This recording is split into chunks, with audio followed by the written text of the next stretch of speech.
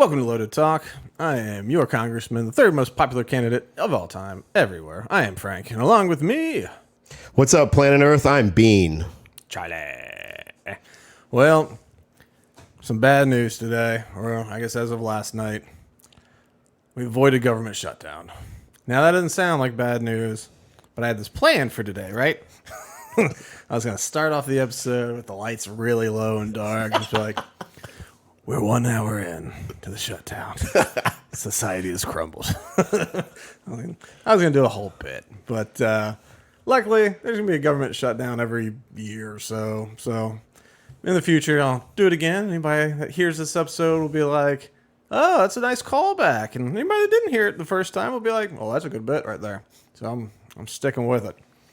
Of course, that is one of the big parts in the news right now is that we were destined for a government shutdown again. And it's because, it's because we don't set budgets anymore, really. There's lots of reasons, but in general, we used to, as a Congress, because it's part of our duties, according to the Constitution. So just a suggestion. But, the Congress is supposed to set budgets, control the purse. The House comes up with the budget, the Senate does their own, they go back and forth, bada bing, bada boom, got a budget, president signs it. This is how we spend for the next year. Kind of like a business does, or a household. You set a budget, and then you stick to the budget, and sometimes you don't because you're politicians. We don't do that anymore. I think, I had these stats memorized when I did this, I had to do a town hall style thing with a bunch of Republicans and stuff during the congressional run. But it's something like over the last, since the Obama years. But it's we've set I think one budget or something like that since the Obama years.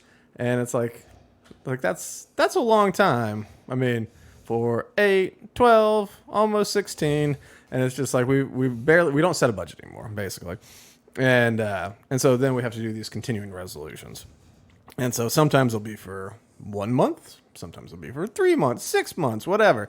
But we go into the year having no idea what we want to spend. And then we just go, I want to spend this now. And then people go, all right, well, let's set 3 months of spending instead of voting on bills. Because that's the other way you get money budgeted. Is you say, I would like to submit this bill for pygmy rattlesnakes to get stilts so they don't feel so short anymore. I think it'll cost around $1.5 billion. And then they go and they stand up and, maybe they submit it and maybe it dies in committee or something. But maybe they bring it up as an amendment to a bill back when you could do amendments. And people debate, is that really the best use of $1.5 billion? And people go, yeah, no, that's good. Stilts for the pygmies, rattlesnakes. And so pop, pop, and we spend it. So instead what we do is continuing resolutions, which is, for the next 3 months, we're going to spend, $1 trillion, and it's going to have this much stuff covered in it. And people go, oh, well, did you read all that? Nah. But listen, the government can't shut down. Oh, God. Well, anyway, so in this case, the Republicans did this modification when they took control, saying if they did continuing resolutions instead of per bill items, one bill at a time, it would trigger some mechanism. I forget. They said it's going to be really good. It's it's okay because if we do that, it'll trigger this other thing, and that's going to keep making government more efficient. Okay. But man, the press is such propaganda garbage. So you know who Stephanopoulos is? Mm-hmm. So you know what his job was before the media? This isn't the guy who takes luggage, is it? No, that was a different guy. That was awesome. Or that person. Yeah. I think that person is, I think he is about to catch some real charges because he really did steal a lot of luggage. And then he would wear these people's clothes. There's that one woman who makes she makes one of a kind dresses and all this stuff. She's an artist. She's a textile artist. And so this dude with his bald ass head and his lipstick goes on there wearing her one of a kind handmade whatever it was dress thing. And she was just that's mine. She was like, I lost my luggage, and that's definitely my dress, which you can tell because there's one of them that exists in the world. So, you know, she's got pretty good claim at charges. But there's been a couple others. Like, he's got a serious problem. But no, so Stephanopoulos is, you know, he's got the side part and a wonderful head of hair because of his damn Greek heritage. But no, he was part of like the Bill Clinton war room, like James Carville that looks like a gremlin. Yeah. So James Carville and Stephanopoulos were, you know, I don't know. I mean, I think Carville was the leader, you know, but Stephanopoulos was part of that. You know, when women came out and was like, "Hey, Bill Clinton raped me," they were like, "I know, we're gonna call you trailer trash," and which they did. That was part of the plan. Hillary Clinton was involved in the war room on this too, and so basically, what James Carville said about one of them is like, "Oh, you know, if you took a dollar bill, put it on a fishing line, dragged her through the trailer park, she'd come out and find it." And it's just like, oh, okay, well, that's pretty mean for a supposed rape victim. And a few of them popped up, and you know, Bill Clinton didn't exactly have the reputation of being kind. In fact, so you know, my family's from Memphis originally, which was just right over the bridge from Arkansas, and so when he was a young, probably governor at that time, but he was a young governor. You know, that was part of the thing. He was in his 30s. You know, good looking, but he apparently was. I guess in the 80s, it was not uncommon, like 70s, 80s, these times. Like, if you go to a business function or a professional function of some kind, you know, men got handsy, right? And maybe it wasn't like waka, waka, waka, you know, not doing the Joe Biden reach under your skirt type thing. But, you know, they might grab a little handful of butt, maybe pat you in the butt. You know, some might give you a little beep, beep, a little butt pinch. It was, you know, sexist and technically assault and all that kind of stuff, but it wasn't rapey, you know, like it wasn't going to go beyond it unless you gave him a little back to the coat check room, which I guess everyone had back then. And but old Bill was known, he would like get a good pinch in there that hurt. He'd leave a bruise on a buttock. I've got this cookbook that's like Memphis recipes from this nice restaurant there. I don't think anybody will know it outside of Memphis, but at some point they put out like family recipes and all this. And there's a picture of the owner and Bill Clinton and the owner's like teenage daughter, and they're all in the frame. And so in the first picture, you see everyone's just kind of like, and then it's like, hey, pose for the picture. So like this. And so, you know, owner, Bill Clinton, daughter in front, and she looks like this. Like she's just getting butt cheek full of finger there, just getting like twisted. But you know, Phil Hartman, before he was Bill Clinton the president, he did play Bill Clinton the governor one time. They had this sketch. Tim Meadows was a highway patrol officer. And it was Real Highways of the Arkansas Highway Patrol. And this sketch I've only seen like once, but I had no idea it existed. And I used to watch all the Saturday Night Lives, like every single one up until, you know, around the Will Ferrell years I stopped. But it was this thing like everyone dreads getting that call on highway patrol. It's just Tim Meadows say, First Lady's looking for Bill, wants to know if he's with you. And Phil Hartman's in the back seat just like, so, I think he's at the governor's mansion. Oh, you're at the governor's mansion? I think he said he had a meeting. So, you know, doing all these excuses. And so they're driving. Bill Clinton's like, there's one. And so he goes and pulls over some chick, you know, because that's an actual scandal that happened in the Clinton years in Arkansas. He used the highway patrol to pull over hot chicks to hook them up. Wow. Yeah. No, during the Monica Lewinsky scandal, there was a woman who at this point was a grown woman with a family, you know, no wild years, established years, you know. But as a college age girl, every now and then a limo would be sent to her, or maybe right out of college. As a young woman, though, you know, not married. She was wild and loose, or just free. But a limo would come and pick her up. The governor's limo would pick her up from Memphis so she could have a tryst with old Slick Willie. And so she'd start sitting there like, if they're investigating everything, like I don't want a news crew at my house asking, you know, something from a while ago, you know, it's not like it wasn't recent, but yeah, anyway, so Bill Clinton lots of consensual things, but it seems like there were quite a few that weren't. And so Stephanopoulos was part of the crew that helped Clinton get elected, stay elected, but also like, you know, call them all trailer trash bimbos. And like that might have been the first time where like major politicians really utilize the destroy the accuser tactic. You know, it's just like, get them. Like her, white trash. She thinks she was raped because she's stupid and money hungry. She just go back to her trailer and she don't want to live in that trailer. She's going after this very nice man. So anyway, that's George Stephanopoulos. And so he works for ABC now. And so right before the Bucks game last week, not the Bucks game. Oh yeah, Monday Night Football. So yeah, I put on ABC waiting for like pregame stuff to start.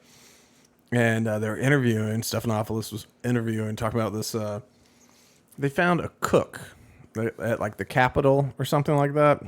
Nice old lady. I mean, not like old, but you know, like 60s, 70s, something like that. Probably 60s. And he was talking about, well, if there's a government shutdown, you know, I don't get to work and I don't get paid. And like, it's really hard because I support my family. You know, they just found a very sympathetic woman who, you know, oh, this sympathetic black woman supporting the family, and the evil Republicans are going to not let her get paid. And so, you know, I've seen all sorts, like, you know, they used to do the military, and people are like, well, the military gets paid, it's just deferred. And so you got to wait till it goes back up, and they get it all as a lump sum. And so people are like, well, maybe that's not so good anymore. So now, yeah, ABC did this whole spotlight on a cook. And it's just like here's my theory on it, right? They're all elected people and they're staffers and all that kind of crew. They're overpaid. Government shuts down. They should lose money that they don't get back. You don't get your paycheck. Right now they do. But you don't get your paycheck that week. And you never get it. It's gone. That week's gone. We donate it back to the coffers. You and your entire staff. And I understand, like my, I guess he's a step cousin. Like he's a staffer for Marco Rubio these days. And I don't know his position. It changes, I guess. But so it'd be him. And it's just like, yeah, you don't get paid. I'm sorry, you know? And but if you are contracted by the government to work in a cafeteria for a year, every year, and it's just like, I think part of it is, you know, there's paid days off for holidays. There's closures that are preset on the calendar when you're not in session. And even then, I bet you they're open for staffers that are there, because I bet you people are working when they're not in session, you know? Mm-hmm. But yeah, like, no, it's like government shutdown. Well, that sucks. But that is actually, like, I mean, that's an obligation that we set to real people for real employment, you know? I know with like my companies, if I decide for whatever reason we're closed on Tuesday, right? Not a national holiday. I don't know. Maybe there's a repair that needs to be done. It doesn't matter what. I just want to pick my nose all day. We're closed on Tuesday. If you're scheduled to work on Tuesday, you get paid as if you were there on Tuesday. It's not your fault that we shut down, you know? You know, there's holidays. You can close down. You get holiday pay. There's all this different stuff. But like, if I decide you don't get to work today against your will, I pay you. I mean, why, you know, it'd be messed up not to. And so I feel like that should be the same thing. So yeah, watching Stephanopoulos and the ABC crew, because it's ABC, it's Disney. So, you know, watching them like really carry this water for the evils of the government shutdown is just tedious, Well, one thing that's been happening is, of course, there's legitimate things, and then there's politics, right? So a government shutdown is going to get pinned on the Republican Party right before a major election, you know, presidential election. There's, you know, down ballot stuff too. And so there's a contingency that there's a side of the left that doesn't want there to be a compromise because they know where they're going to pin it. And right now the left, or the Democrats, are in kind of a weak spot, you know, with Joe Biden's approval numbers being like horrible. And then also like blue cities and some blue states being like horrible. R.I.P. Feinstein, by the way. She finally kicked it. Yep. which was not surprising since she was slowly melting into her wheelchair over the last few months, but they kept moving her jaw, making her say, "I vote yes." Anyway, but anyway, they're in a weak spot. And so one thing that occurred was, I want to switch to it. So there's a dude named Jamal Bowman, who New York Post describes as a socialist representative, Jamal Bowman. So I guess he's considered part of the squad. For some people, the AOC squad. Right, Bowman pulled the fire alarm in a House office building Saturday as Democrats tried to delay a bipartisan vote on Republican stopgap spending bill. The wild incident in the Cannon building was caught on camera and confirmed by several witnesses. An investigation into why it was pulled is underway. So he wanted to delay a vote. He's a former school principal. His last job was a school principal, and he pulled a fire alarm so they couldn't vote. And then here he goes. Here's his excuse, because he was caught on camera. The camera showed him walking up to the wall, pulling the fire alarm, which is also a crime, by the way. Let's see. I was rushing to make a vote. I was trying to get through a door. I thought the alarm would open the door, he said. I didn't mean to cause confusion. I didn't know it was going to trip the whole building. I wanted to be very clear this was not me in any way trying to delay the vote. It was the exact opposite. I was trying urgently to get to the vote, which I ultimately did. See that picture? Yeah, you got to pull it up. Look at that. So he's at this door. There's a fire station. This thing wasn't a weird looking one. It looks like every pull station that's ever been installed anywhere. There's a sign above it. Alarm will sound. It's a pull station. Do you know what it looks like? A pull station, let's say, in a school that you might be a principal of. It would look pretty much the same. And so you had to meet with these people. And he's like, no, I just, I thought that's how you open the door. You pull the pull station.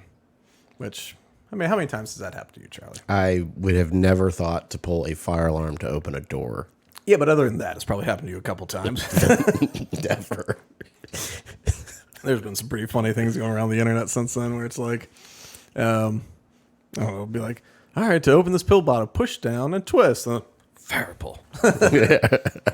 What's also some of the, I don't know how advanced these ones are, but the old school ones had the ink explosion on you when you pulled it. I think they only put those into certain schools and stuff when they had a problem with people pulling, because it's not the default. I know we have at our building we have pull stations, and we've had one time these dudes are carrying sheetrock up these stairs, and these guys are stupid.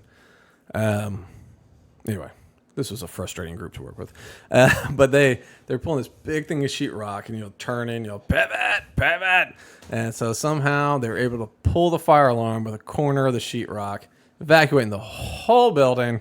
And I'm looking around, I'm looking at the little fire panel, and what does that mean? I'm like, wait a second. I was like, that means probably this staircase back here. I go back there, and these guys are just like, hey, we're sorry. I got a call from their boss, the job site manager. Like, hey, I just got a call that I just want to let you know that's what happened. I'm like, good, great, thank you. But a big thing. So today or last night, yesterday, they did sign the continuing resolution. They are funding the government without any additional aid to Ukraine for, I forget what it is, 3 months or so. This is a very short-term continuing resolution. So the victory over no funding for Ukraine is an extremely small one, because that's just, and there's no reason they wouldn't just fund it with something else and then go for a shutdown later. But an interesting thing occurred. 60 Minutes. Yes. So remember how when we were kids, they were after good TV was over, the tick tick tick tick tick, and they go, "Did you know something investigative? We found out that this company does whatever." There's always investigative journalism, and I don't know what they've been doing for the last 10 years or something. Doesn't feel like they do anything anymore. Well, they did some investigating into the money that goes to Ukraine, which is insane because no one does that. And so I think this is on Breitbart here. But so NPR actually, not NPR, sorry, 60 Minutes actually did Journalism again. This is what they found. Let's see. In addition to at least $43 billion in military aid, can we switch Is to that this article? Oh, yeah, the second one, yeah. Yeah. Okay. Oops. It's all good. But in addition to... Oh, no, do we have a cookie good. monster? We're good. Oh, okay. In addition to at least $43 billion in military aid, the U.S. has pumped nearly $25 billion of non-military aid into Ukraine's economy since the Ukraine war began February 2022. So a year and a half, $25 billion. Some of the U.S. taxpayer money has been going to prop up small businesses, such as a designer knitwear company in Ukraine's capital, far from the front lines. Like you're knitting clothes, Charlie. Like you decided a good business was knitting clothes for people. Great. And now a different country pays your salary. The owner of the knitwear company, Tatiana Abramova, told CBS News, especially in the condition of war, we have to work. We have to pay taxes. We have to pay wage, salary to our employees. We have to work. Don't stop. When asked how supporting Ukraine's economy would help it win the war, Abramova responded, because economy is the foundation of everything. According to CBS News, the United States Agency for International Development even helped Abramova find customers overseas. The marketing? So we're just running her entire company? We're subsidizing it and running the marketing department. Jesus. The report said her company supports more than 70 employees and their families. That's a hell of a knitwear company, by the way. 70 employees? Yeah. Are they all knitting? Are you supplying the entire country with clothes? I mean, that's a good small business there. All right, she told the news, we realize that it's aid from government, but it's the aid from the heart of every ordinary American person, she said. She felt grateful and great. So, you know all that money you sent from your heart to the knitwear company in Ukraine? Remember that? Remember how you were talking about that last week? How you really wanted to do that? We succeeded. That customer acquisition cost is ridiculous. Let's see. This is happening as Americans struggle to make ends meet. Inflation has cooled from a year ago, but that's failing to allay the pain of Americans who are still paying it up at the gas pumps and grocery aisles. As a result, there's a growing disconnect between policymakers who... Okay, just whatever. Let's see. USAID is also funding seeds and fertilizers for Ukrainian farmers and covering the salaries of all 57,000 Ukrainian first responders. And then Lindsey Graham. Here's what we got for our investments.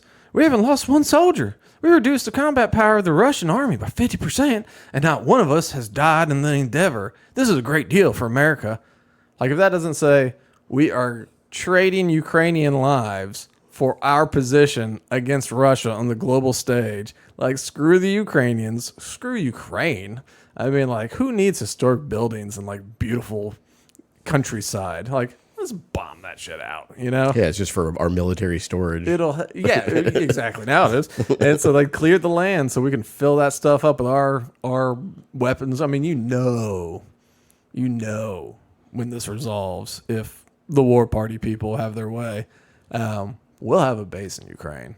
And maybe just it'll be a Ukrainian base. It won't even be our base. It'll be a Ukrainian base. Where we'll have satellite offices where we like store munitions and whatever we want to, because, I mean, let's be honest, Ukraine is not independent. They are our colony. We have colonized them, and Zelenskyy can talk real tough about all this stuff.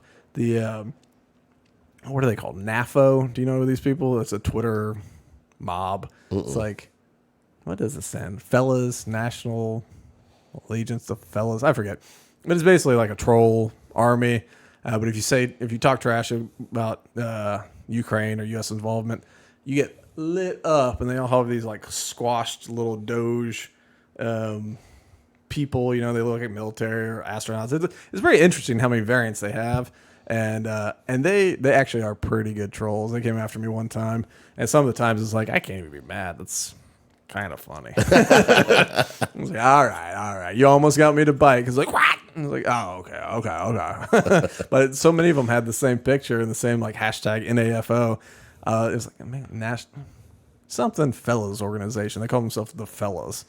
But you know, all these people would be like, "Oh, it's the best thing." It's like, no, man, no, fellas, we own you. You are not independent. We bought you. We're still buying you. It's either we buy you or Russia takes you over.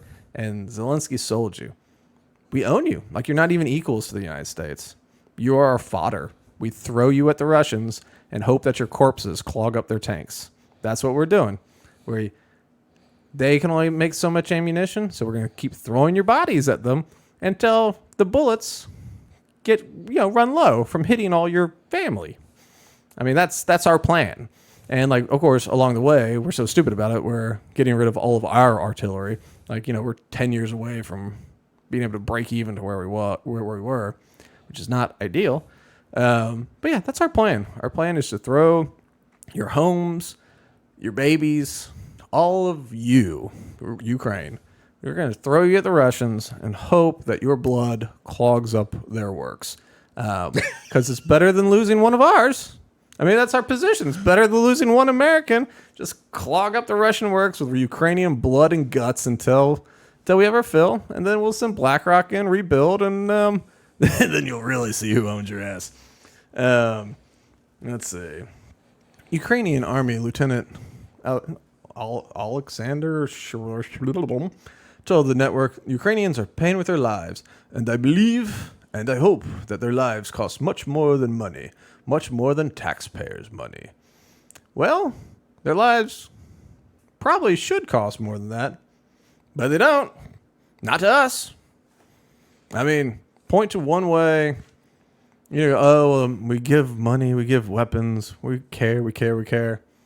What's that side of Ukraine look like these days? Also, how many government officials have been caught with huge amount of corruptions where they're embezzling the money? So, the rich people who are striking these deals with America, I mean, they're doing fine. We take care of the oligarchs. Oligarchs are always taken care of. The rest of you, just go throw your bodies at Russians and try and take a couple out on your way out. I mean, it's going to be your way out. You're not coming back from this. Because we'll keep giving bombs, and so your president says, we don't need to stop. Look at all these bombs we got. It's like, what about the buildings? What about the people? Like, yeah, we have to reconquer Crimea. It's like, they gave that up over dinner. We're conquering it. It's like, okay, let's just throw more bodies. And like the money towards the farmers, the messed up thing about that too, we subsidize farmers, right, in Ukraine. And so suddenly the cost of wheat, because they're the bread basket of the globe or whatever. They make a lot of wheat. Well, it's really driven down the price of wheat.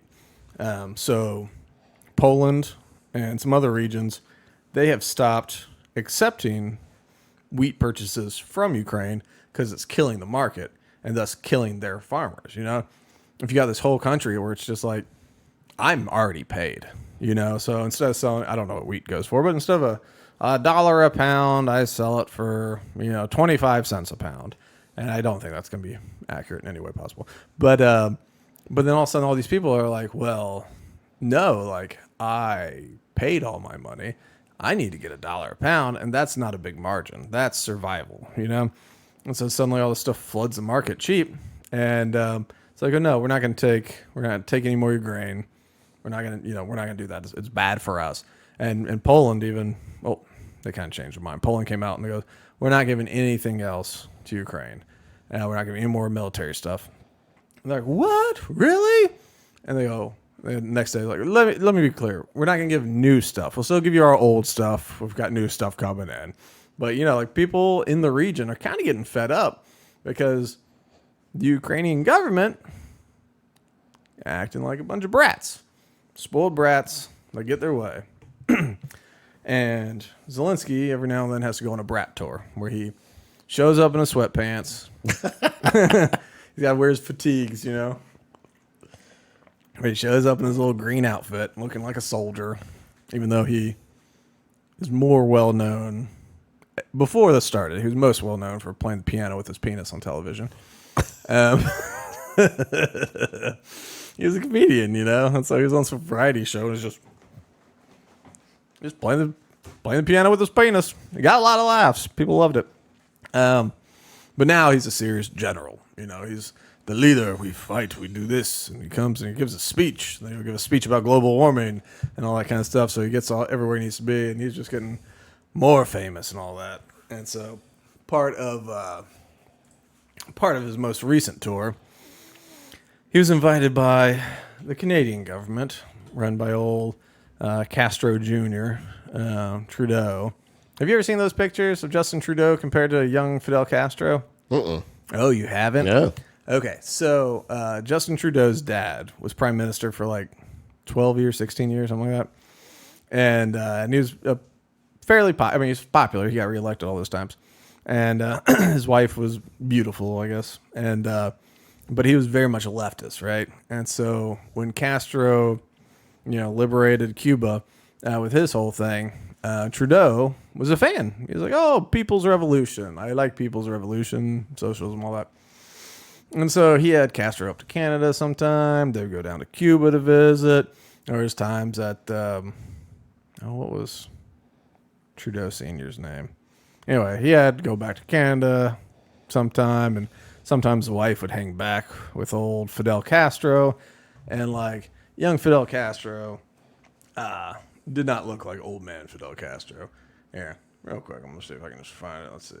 Young Fidel Castro. And then what's his name? Trudeau. I'll throw it over to you. But no, so there's different times that have like been recorded where Mrs. Trudeau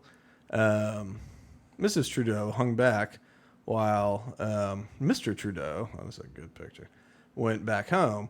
And so, like she, I guess, would discuss sometimes about how attractive Castro was. Oh man, that one's not wanting to load. Oh, actually, that's a good one.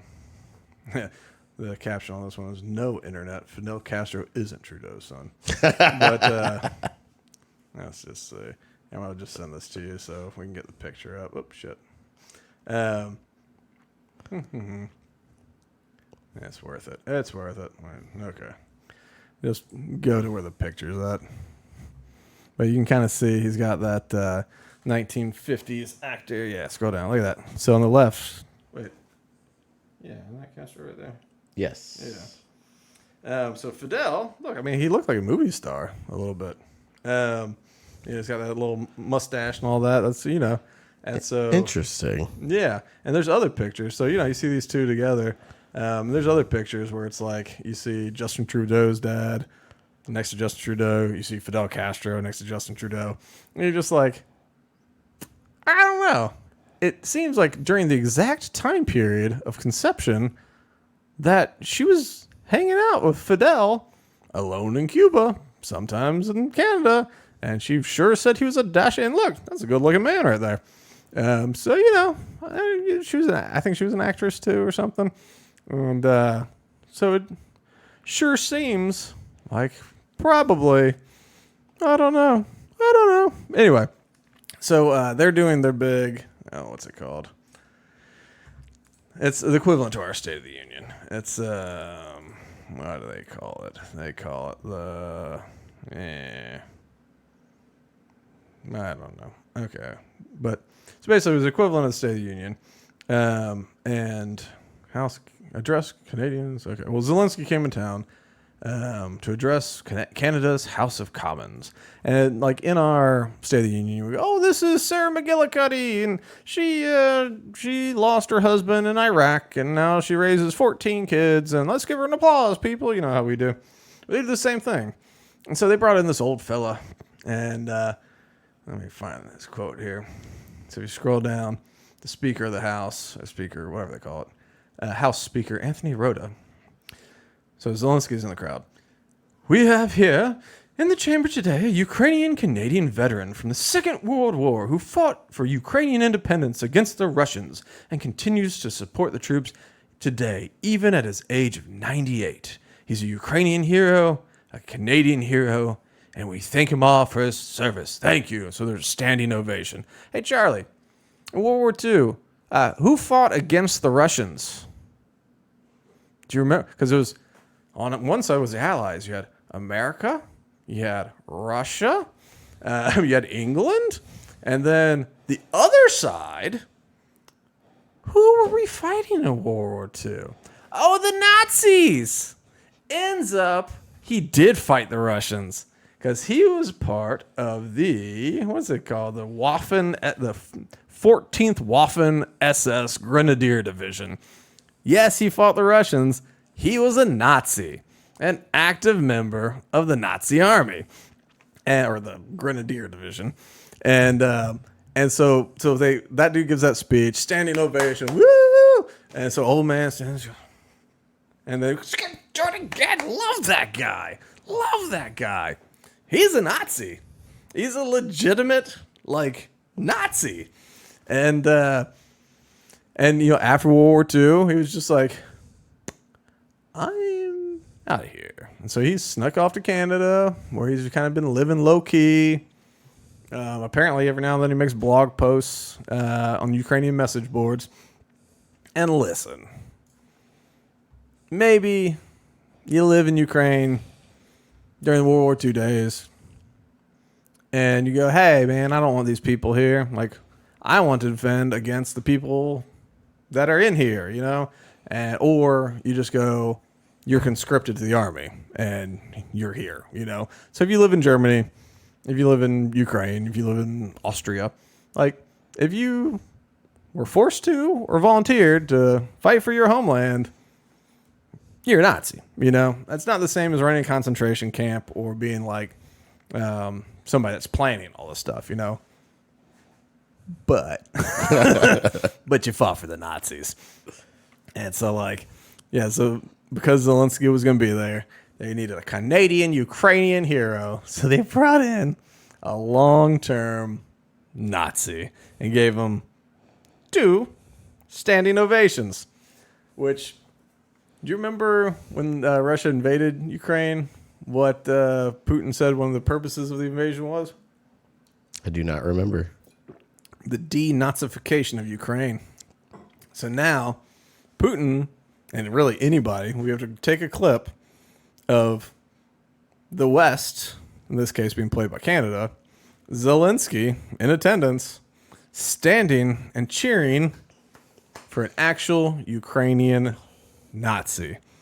And cheering. 2 standing ovations.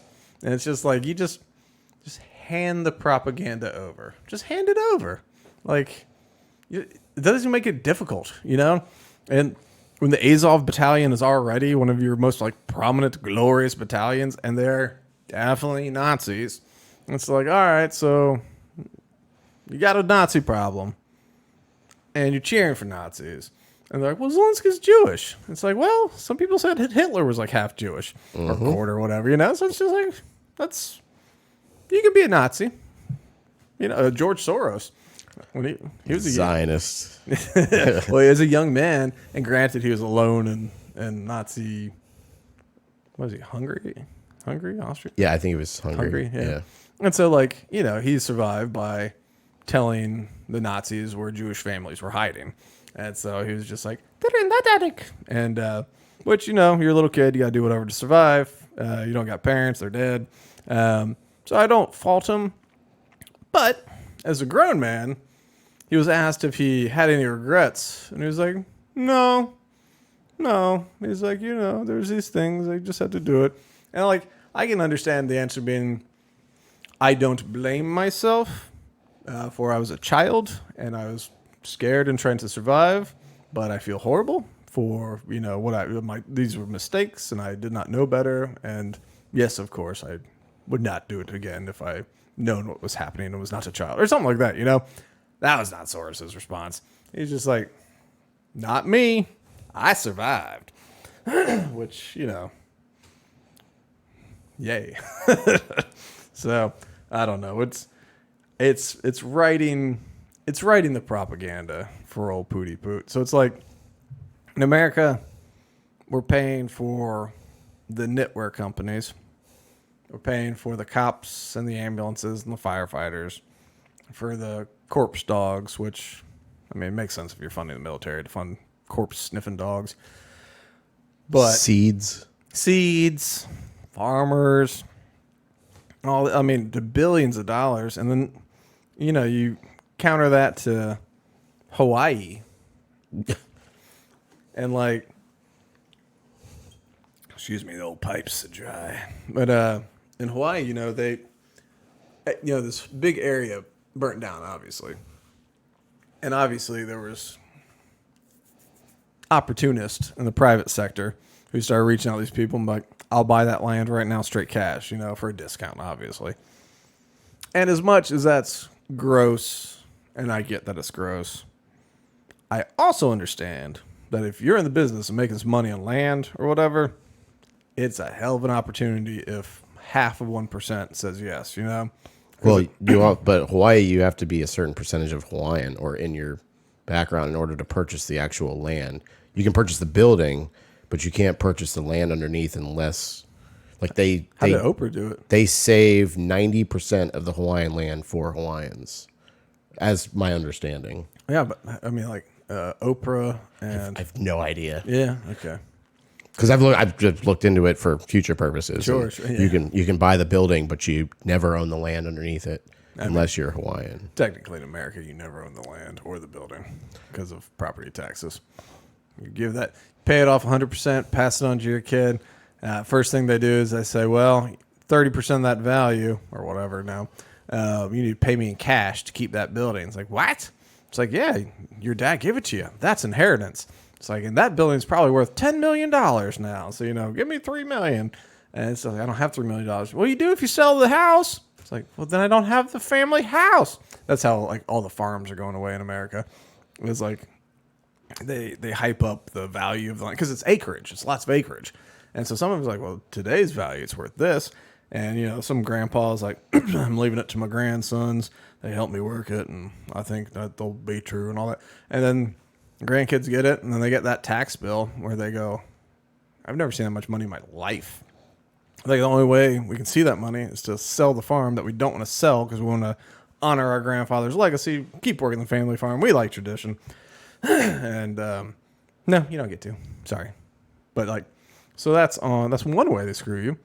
Then on top of that, property taxes. So that's all paid off. I own that. That's my land. It's like, unless I skip property taxes for about 3 years, then it's sold at auction. And it's not my land. So, as much as the Hawaii thing sounds a little controlling, it's really not that far different than, because even then, those Hawaiians, they don't own the land. No. Don't pay your property taxes. And, like, the state will take it. At some point, the federal government can take it. Like, be proud, Hawaii, but you're part of America. You just screwed as all of us. Before that rant, what was I just talking about? Ukraine.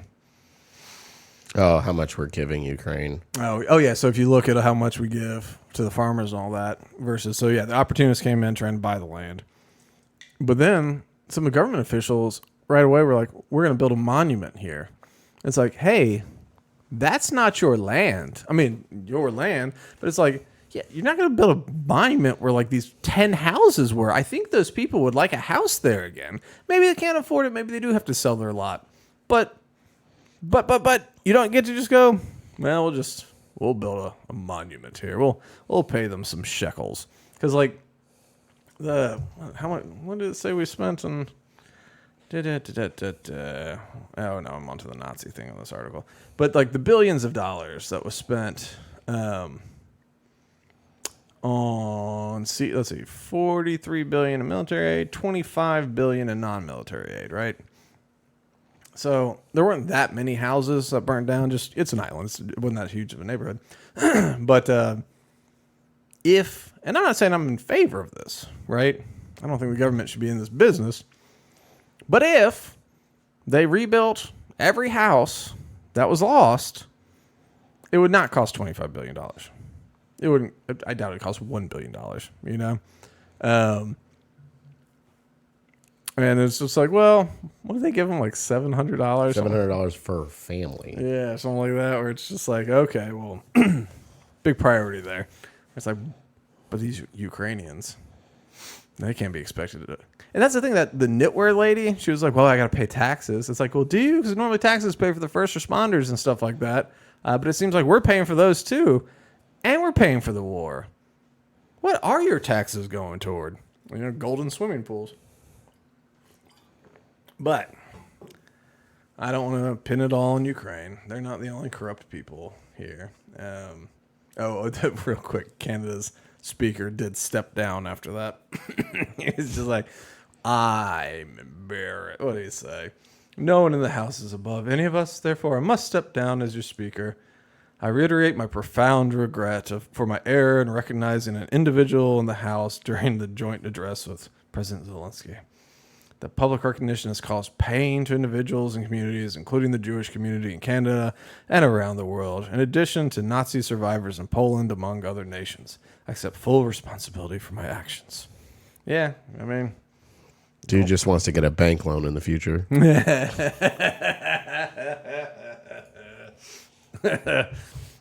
I gotta say, that's one of my favorite things, like when Kanye West and some of these other cats come out and they go like, Jews control the world, and they control the economy, they control the banks. And people, everyone's like, that's anti-Semitic. And then people go, yeah, and you can't bank with us anymore. It's like, and we cancel all your sponsorships. It's just like, I don't know if you're communicating the message you're looking to communicate. It's just like, see, I told you. All right, well, here on the domestic front, there's also corruption. Did you hear about old Menendez? Mm-mm.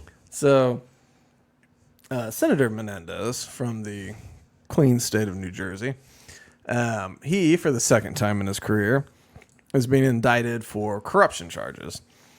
The first time, it was the 90s, early 2000s, but it was stuff that was, he took a trip somewhere for free. He stayed in a nice place for free. And so he had this, like, some travel stuff that he didn't have to pay for.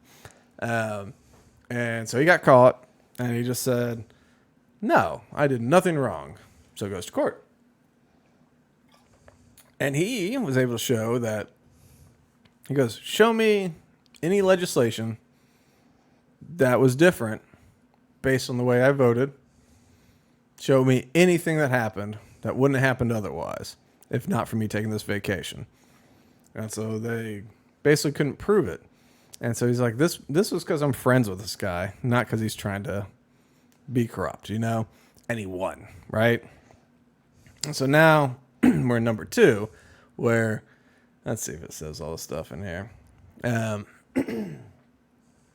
So, U.S. Senator Menendez, charged with bribery, says he will not resign. U.S. prosecutors on Friday charged powerful Senator Bob Menendez and his wife with taking bribes from 3 New Jersey businessmen, which could complicate Democrats' efforts to keep their slim majority. Menendez later stepped down temporarily from his role as chairman of the Senate's Foreign Relations Committee until the case was resolved.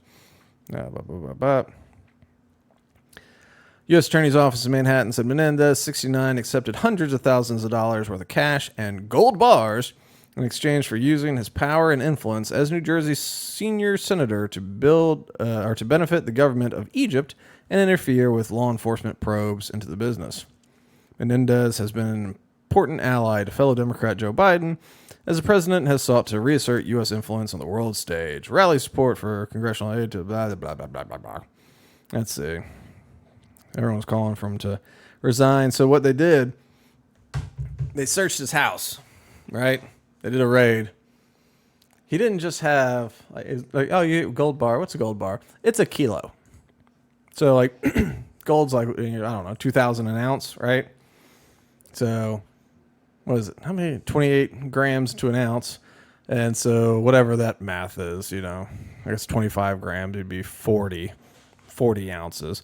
So 40 times 2,000 is a lot. I don't know. That's $80,000 in gold.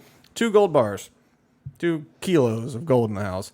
And then all these envelopes full of cash in like suit pockets, under cushions, under here. Like there's just various envelopes of cash everywhere in his house. And it added up to about $480,000. Something like that. Basically $500,000. And so he's caught with this. And And it seems that they probably have some communications from Egypt as to why he has all this. But he's not going anywhere. He says, I didn't do it. It wasn't me. And so he came out. He said, listen, I know it looks strange. I understand that. Over the course of my career, long, prominent career, Okay, you're back. No, It's okay. weird. You dropped out for a second. I disappear sometimes. It's Sorry. the CIA. No big deal. But during my career, I've made withdrawals from my savings account. Savings that I've put in there for my very legal salary as a senator and whatever else. And I've just taken these cash withdrawals and I've saved them at home.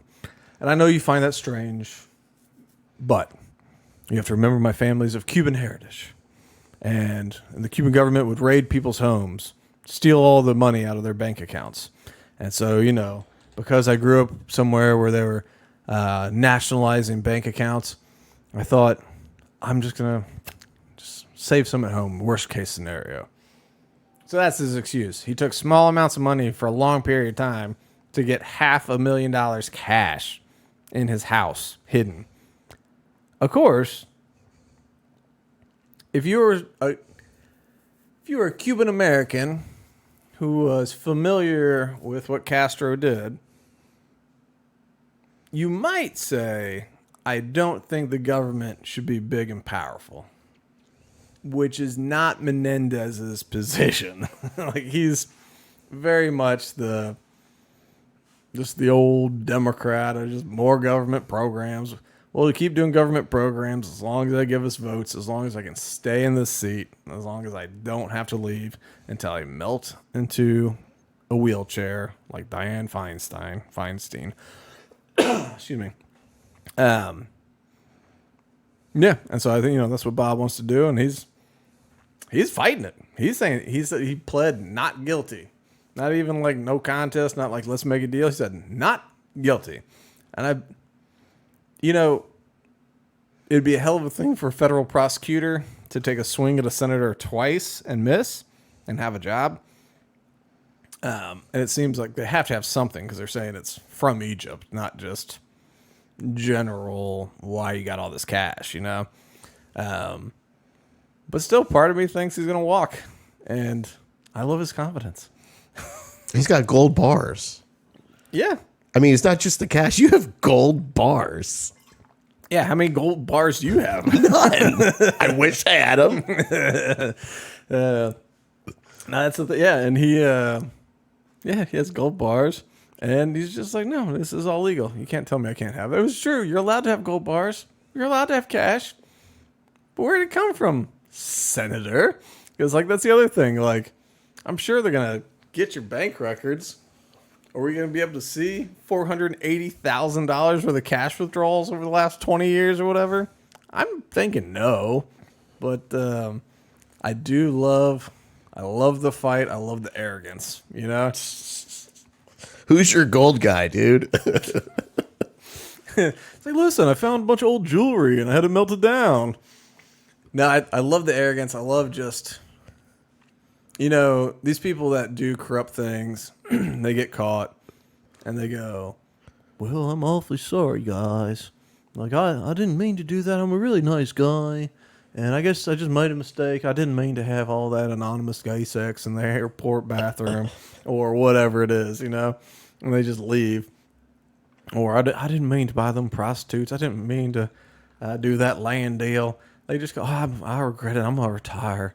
And they step down. They get some cushy job somewhere. They get kind of washed and they find stuff. But they don't act. They're not sorry. They're sorry they got caught, you know? I kind of prefer the shaggy. It wasn't me. It's like, she saw me on the counter. It wasn't me. It's like, she got me on camera. It wasn't me. Just, I mean, come on. If you're going to be like a bad guy, like, just go for it. Just, no, I didn't do that. Sir, you posed for the picture. It's not me. Hey, everybody. Kids in the Hall had this great sketch. It was David Foley. I think it was on the stand in some trial. And so he's being grilled about like murder or something. It's like, sir, isn't it true that you killed this man? No. It's like, is this not a picture of you holding the gun with smoke coming out aimed at the victim? Nope, that's not me. And they kept doing this. He's like, nope. And then he goes, this is easy. He's like, no, it's not me. Nope, that's not me either. No, I didn't do that. No, it's like, man, this is easy. I was like, that was good.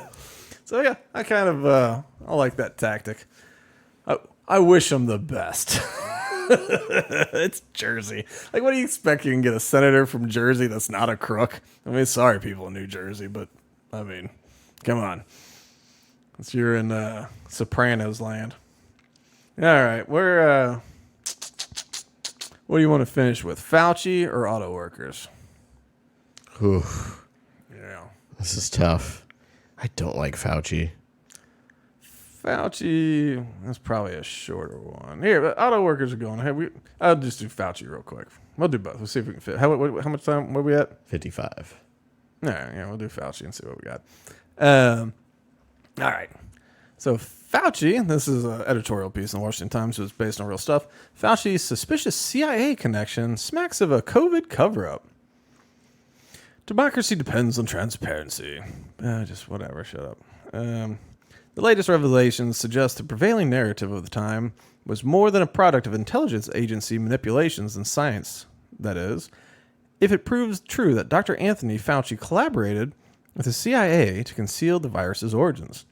Information gathered by the House Select Subcommittee on the Coronavirus Pandemic points out that while serving as director of the National Institute of Allergy and Infectious Diseases, during the pandemic, the now retired Dr. Fauci was spirited into CIA headquarters in Langley, Virginia, to shape the outcome of the agency's investigation into the cause of the outbreak.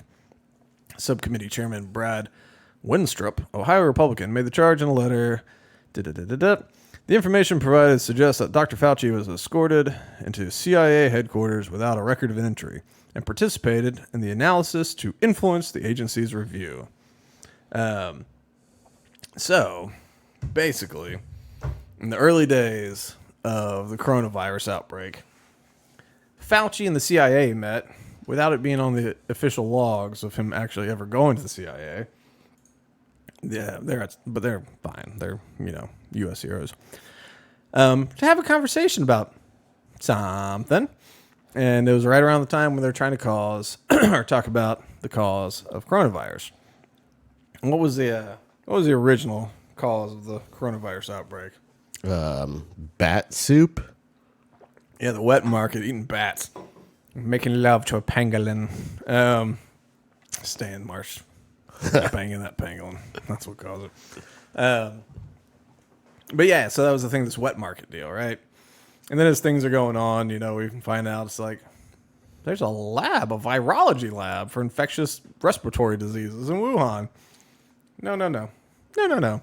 And then I remember in the early days of the invasion of the Ukraine, there were labs that were biological warfare labs, which, according to America, they were Soviet-era biological warfare labs, and we were there to make sure that everything was disposed of correctly. And so, yes, they existed towards the border. Sure, America's involved over there, but it's more of a Soviet era, like, let's get rid of all this safely. Because, the Soviet Union just fell, like, last week. It takes a long time to get rid of this stuff. You couldn't get it done in, like, a year or 2 or 20 or, what year is it, 30. It takes a while, So, Rand Paul says it can be one of three things. Either CIA said, Dr. Fauci, this is what the problem is, or this is what we're going to say the problem is. Dr. Fauci said, listen, CIA, this is what we're going to say the cause was. Or they colluded together, right? My theory is that, so we know that we couldn't do gain-of-function research in America. Obama shut that down. And during the Obama years, Fauci's like, I'm the science, that's fine. And so you couldn't do it in America. You couldn't fund it. But you could fund this group over here, the Eco Health Alliance, And then EcoHealth Alliance, who's just doing research, they could do a grant over here to this other lab. Well, so it was a joint effort between the Chinese and the Americans in Wuhan to do gain-of-function research on respiratory viruses. And I think it did get out accidentally. Though sometimes I wonder about that. Just, what's that group? Like the World Economic Forum and all that, where they had like Bill Gates and all these cats are like, I think the next big disaster is going to be an epidemic, a pandemic.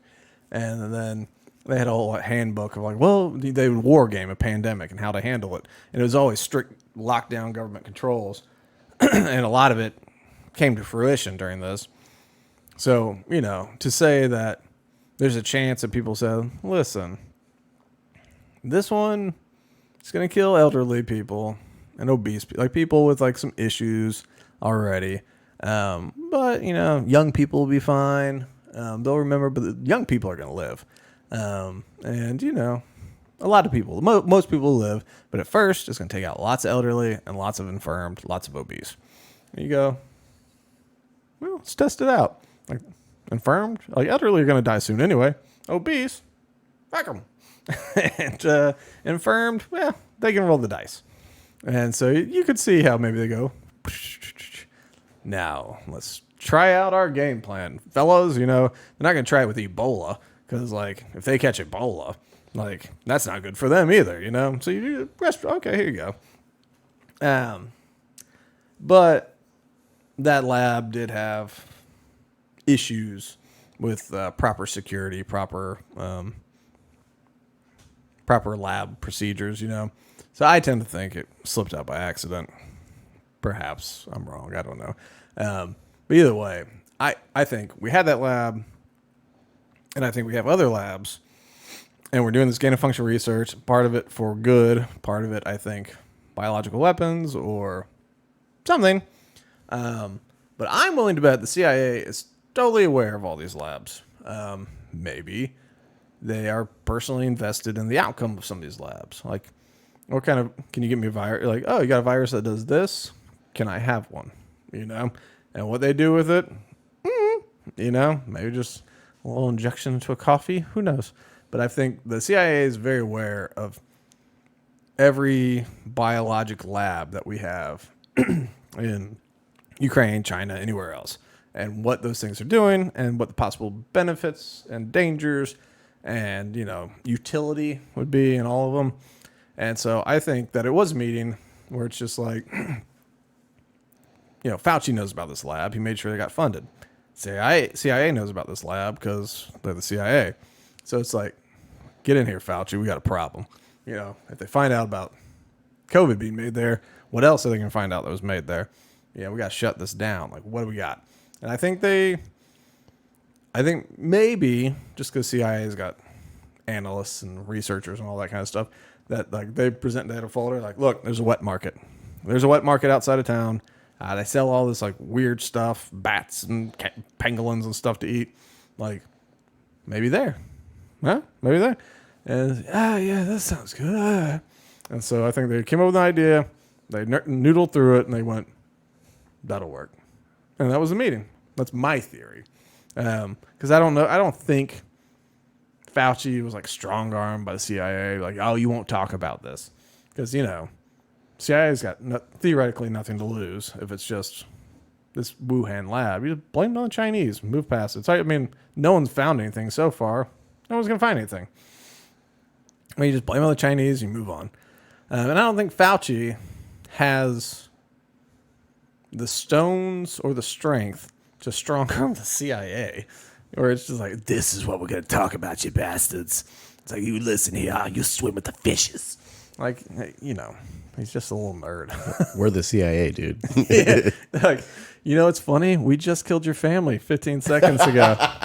We just waited for you to get threatened, and we just hit a button. You didn't even see us. Like, it was quick. You're all dead. But yeah, like, come on. But like, that's the only thing I can think is just like, let's talk about the situation that we have in Wuhan. We know about our assets on the ground, and we think we need to come up with a plan, So that's my theory on the matter. But at least we know that COVID policy was not politicized or manipulated for power. It was just science and the love of its people. Just love American people. You gotta get jabbed a lot more. Did you get inoculated with the thing? Yeah, I got the one that was least popular with J&J? Yeah, just because I figured, one, it's the old school. Was it? Yeah, it's not the mRNA. Oh, okay. And two, the government quickly said it wasn't working. So I'm like, I'm going to go with that one. It counts. Well, I caught COVID. So, in Florida, they kind of tranched it out by age. So they said, all right, first the elderly get it. And so I forget, what was going on. And I was like, it become my position with flu shots too. I was like, I'm not going to get one because like I'm a healthy person. I'm not concerned. I think I'll be fine. And like flu shots, they say save it for the elderly and the infirmed. And I always go, well, I'm neither of those, so I'm not going to get a flu shot. And so but I was like, I don't know. And the stats early were good until we found out they were lying. Like just straight line. The 90-something% effective thing is just so ridiculous to me about how that number is just totally falsified with like backwards logic. But so you're seeing these numbers and it's like, okay, well, that sounds good. I was like, I'm not gonna be in a hurry. I'm not gonna be in a hurry. I don't understand it yet, but like, I'm not opposed necessarily, but I'm hesitant. I kind of want to see any new thing. Let's just see how it looks for a while. I'll hang back. Y'all watch, and of course they said it first. If you get it, you can't catch it. Get the vaccine, you can't catch it. And I'm like, well, I'm not gonna hurt anybody. They can't catch it, And so, but I think they released it to my age group, and within 2 weeks, because like I said, I wasn't like speeding to sign up for it, but within 2 weeks of it being released to my age group, I got COVID, and it was all Rachel's brother David's fault. Because he had it and she shared a drink and then came back here and then all of us were sick other than the kid. The kid was fine. But after that, I got through it and it wasn't really all that bad.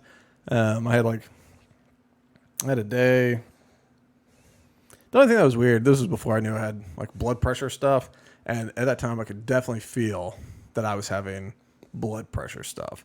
And like when I was out here setting up a little Frankenfield, I had all these 50-pound bags of sand. So I was like, well, I got all this time. I'm going to finish pouring all this stuff. And so, if in the direct sunlight of late spring Florida, hucking 50-pound bags of sand, it can be tiring. And I got tired more often. I had to take more breaks, And I started taking baby aspirin because I was like, I just feel like my heart's working more. I didn't stop because I already had high blood pressure. But I learned about, that chunky blood, the COVID chunky blood. So I was like, I'll just take aspirin as blood thinner. But that was the worst of it. And then I was pretty much fine until day 10 where I puked. And then, but that was it. And then second time I got it also. I was pretty much no symptoms until day 10. Then I puked. Well, no, I didn't. I just was nauseous. But after I got it, I was like, well, now I don't need a vaccine because I got the antibodies. And I do something. But I was like, I got the antibodies. Now I'm good. What are they doing? Camera. Leave us alone, CIA. I don't know. But then they're like, oh, your antibodies don't count. And I was like, I don't believe that. When they're like, oh, your antibodies only last for 6 months. I'm like, well, we've only known about this thing for 6 months. Like, how can you possibly know that? Like, we don't have data beyond 6 months old. You don't know how my antibodies work. I was like, why would this be the first respiratory virus in the history of respiratory virus, in the history of coronavirus, where it's just like, this one, my antibodies just go away for some reason? So I was like, I don't know. I don't believe that. I'm going to just treat this like every other respiratory coronavirus that we've been aware of since the beginning of time, which I think was the right call. And so, anyway, I'm inoculated the natural way. All right. Well, I think that'll do us for this week. Maybe the auto worker strike will still be going on next week. We'll talk about it then. Like us, subscribe. We're on the YouTubes and the Rumbles and all the stuff. We're not Russell Brand yet, so they probably won't try it. Well, we're not even monetized anyway, so whatever. But all right, until next week, Charlie. Stay safe, planet Earth. Yeah, we're not safe. We're never gonna be safe, Charlie. It's not like that. Let's go for some football. Go Bucks!